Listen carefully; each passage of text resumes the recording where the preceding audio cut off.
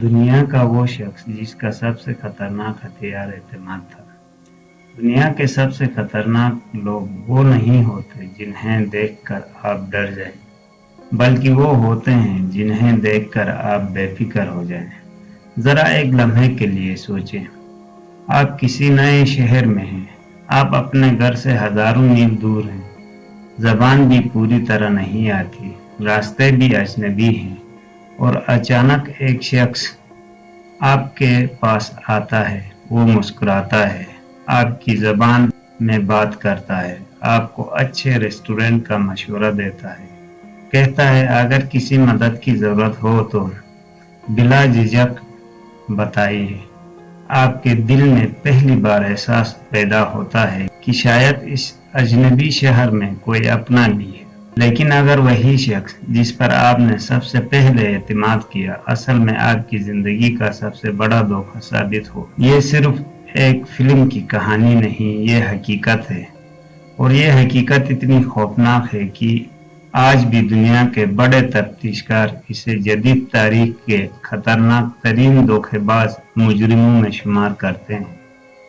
इसका नाम था चार्ल्स शोबराज, लेकिन दुनिया इसे एक और नाम से जानती थी, द सरपेंट, सांप, क्योंकि वो हर बार अपनी शिनाख्त बदल लेता था, हर बार कानून के हाथों से निकल जाता था, और हर बार लोग इस पर दोबारा यकीन कर लेते थे। लेकिन सवाल ये है, आखिर एक आम सा दिखाई देने वाला इंसान पूरी दुनिया की पुलिस के लिए इतना बड़ा चैलेंज कैसे बन गया? इसका जवाब इसके हाथों में नहीं, इसके दिमाग में छुपा था। 1944 वियतनाम का शहर सैगुआन। ये वो दौर था जब दुनिया दूसरी जंग अजीम की आग में जल रही थी। चार्ल्स एक ऐसे खानदान में पैदा हुआ जहां रिश्ते शुरू ही से पेचीदा थे। इसके वालिद भारतीय नजात थे, वालिदा वियतनामी थी। बाद में वालिदा ने एक फ्रांसीसी फौजी से शादी कर ली। बचपन मुख्तलिफ मुल्कों, मुख्तलिफ ज़बानों और मुख्तलिफ शिनाख्तों के दरमियान गुजरा। बाज़ माहिरीन नफ्सियात का ख्याल है कि मुसलसल अदम इस्तेहकाम और शिनाख्त का बहरान किसी शख्स की शख्सियत पर असर डाल सकता है, लेकिन ये बात याद रखना ज़रूरी है, मुश्किल बचपन किसी को लाज़िमन मुजरिम नहीं बना देता। चार्ल्स ने भी एक रास्ता मुंतखब किया, और वो रास्ता कानून का नहीं था। कम उम्री में ही इसने छोटी चोरियों और धोखाधड़ी से आगाज किया। फ्रांस में वो कई बार गिरफ्तार हुआ, लेकिन हर गिरफ्तारी के बाद पुलिस एक बात जरूर नोट करती, वो गुस्से वाला मुजरिम नहीं था, वो लड़ाई नहीं करता था, वो चीखता भी नहीं था, वो बात करता था, मुस्कुराता था, और सामने वाले को यकीन दिला देता था कि शायद कोई गलतफहमी हुई है। यही इसकी पहली कामयाबी थी। वो जान चुका था कि इंसान हथियार से कम एतमाद से ज्यादा शिकस्त खाता है। सन 1970 की दहाई शुरू हुई। वो जमाना था जब यूरोप के हजारों नौजवान बैग उठाकर एशिया का सफर करते थे। इस रास्ते को बाद में हैप्पी ट्रेल कहा गया। लंदन से इस्तांबुल, इस्तांबुल से तेहरान, फिर अफगानिस्तान, पाकिस्तान, भारत, नेपाल और थाईलैंड। ये सफर सिर्फ सयाहत नहीं था, ये आज़ादी का ख्वाब था, नई सकाफतों को जानने का शौक था। लेकिन इन नौजवानों को अंदाजा भी नहीं था कि इन्हीं रास्तों पर एक और शख्स भी सफर कर रहा है। वो भी इन्हीं की तरह हंसता था, इन्हीं की तरह महंगे होटलों में रहता था, इन्हीं की तरह दुनिया घूमता था। फर्क सिर्फ इतना था, वो दुनिया देखने नहीं निकला था, वो इंसानों को पढ़ने निकला था। चार्ल्स शोबराज लोगों के चेहरों को नहीं, इनकी कमजोरियों को देखता था। कौन अकेला है, कौन पहली बार बैरून मुल्क आया है, कौन जल्दी दोस्ती बना लेता है, कौन दूसरों पर फौरन यकीन कर लेता है। ये इसके लिए सबसे अहम सवाल थे। और फिर वो आहिस्ता आहिस्ता इनकी जिंदगी में दाखिल हो जाता। कई गवाहों ने बाद में बताया وہ پہلی ملاقات میں انتہائی مہذب، تعلیم یافتہ اور مددگار لگتا تھا، اس لیے کسی نے اس پر شک نہیں کیا۔ ہاں، ایک لمحے کے لیے رک کر سوچے، آج بھی دنیا میں زیادہ تر بڑے فراڈ، آن لائن اسکیم اور مالی دھوکے اسی اصول پر ہوتے ہیں۔ دھوکے باز پہلے آپ کا اعتماد جیتتا ہے، پھر آپ سے غلط فیصلے کرواتا ہے۔ یہی وجہ ہے کہ سفر کے دوران یا سوشل میڈیا پر صرف اس لیے کسی پر یقین نہ کریں کہ وہ خوش اخلاق ہے۔ اعتماد ہمیشہ وقت کے ساتھ بنتا ہے، چند منٹوں میں نہیں۔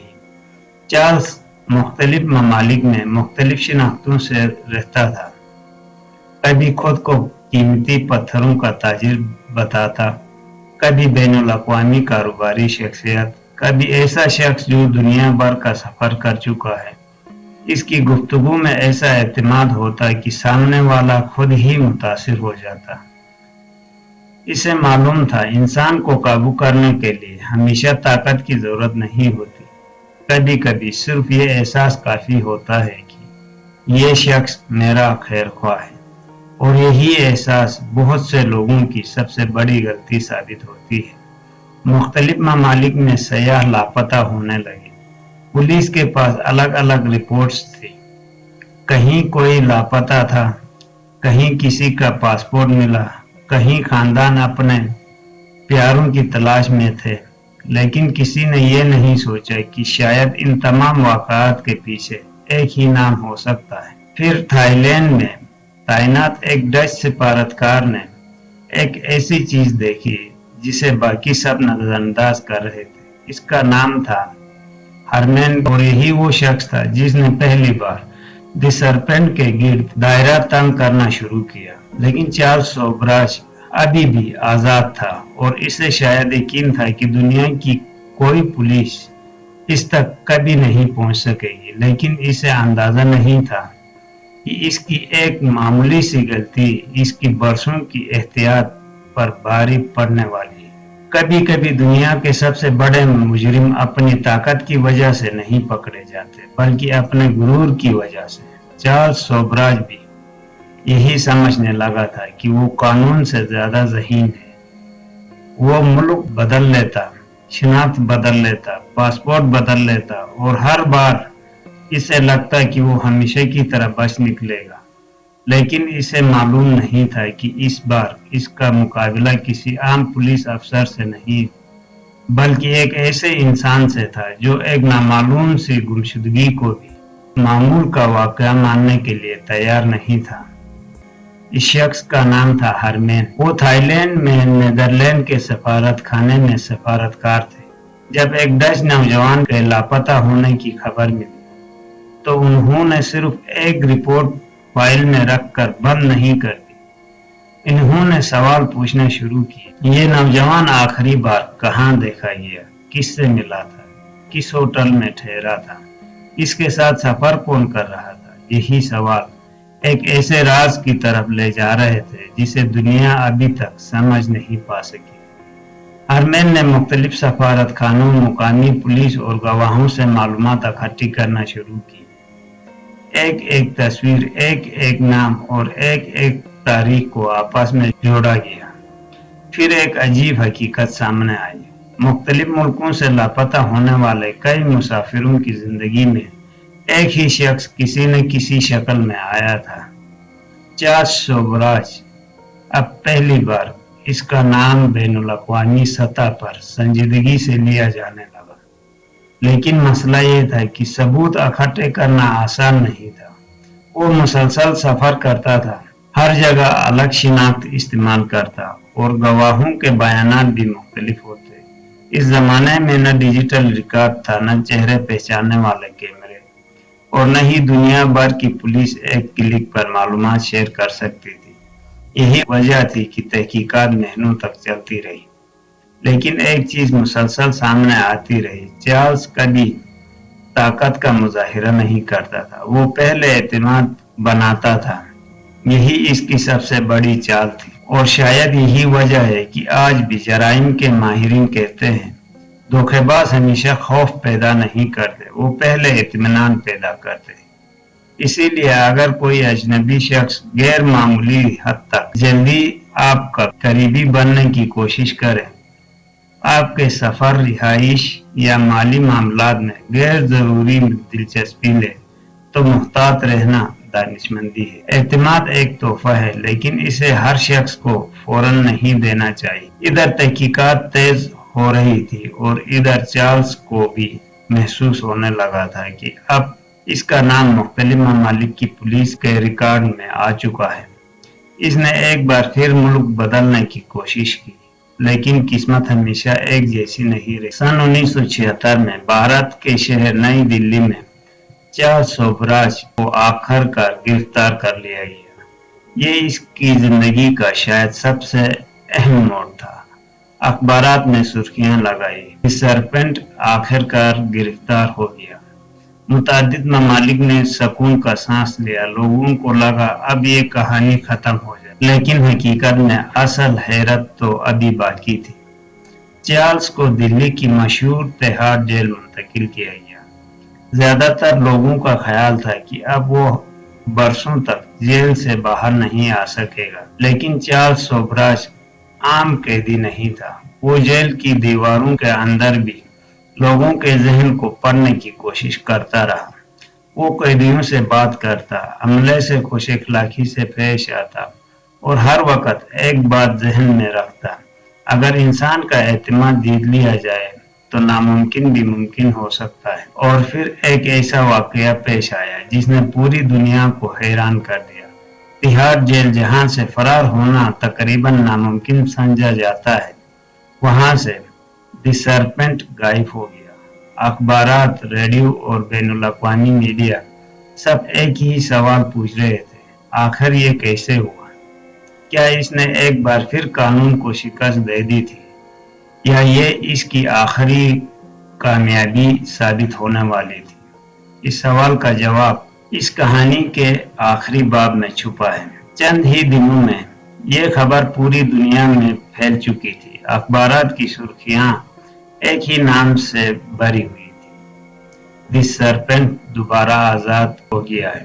کئی لوگوں کو لگا شاید یہ شخص کبھی قانون کی گرفت میں نہیں آئے گا، لیکن تاریخ ہمیں ایک بات ضرور سکھاتی ہے، کوئی بھی انسان چاہے وہ کتنا ہی ذہین کیوں نہ ہو، ہمیشہ اپنی قسمت کو شکست نہیں دے سکتا۔ بالآخر چارلس سوبراج دوبارہ گرفتار ہوا۔ اس کے خلاف مختلف ممالک میں موجود شواہد، گواہوں کے بیانات اور برسوں کی تحقیقات نے اس کے گرد دائرہ مزید تنگ کر دیا۔ وقت گزرتا گیا، دنیا بدلتی گئی، لیکن اس کا نام جرائم کی تاریخ سے کبھی غائب نہ ہو سکا۔ بعد کے برسوں میں اس کے خلاف نیپال میں مقدمات آگے بڑھے، جہاں عدالت نے دستیاب شواہد کی بنیاد پر اسے سزا سنائی۔ اس نے اپنی زندگی کے کئی سال قید میں گزارے۔ آخر کار 2022 میں عمر، صحت اور قانونی عوامل کو مد نظر رکھتے ہوئے اسے رہائی مل گئی اور وہ فرانس واپس چلا گیا۔ لیکن آزادی کے بعد بھی ایک سوال ہمیشہ باقی رہا، آخر ایک بظاہر عام انسان اتنے عرصے تک لوگوں کو دھوکہ دینے میں کیسے کامیاب رہا؟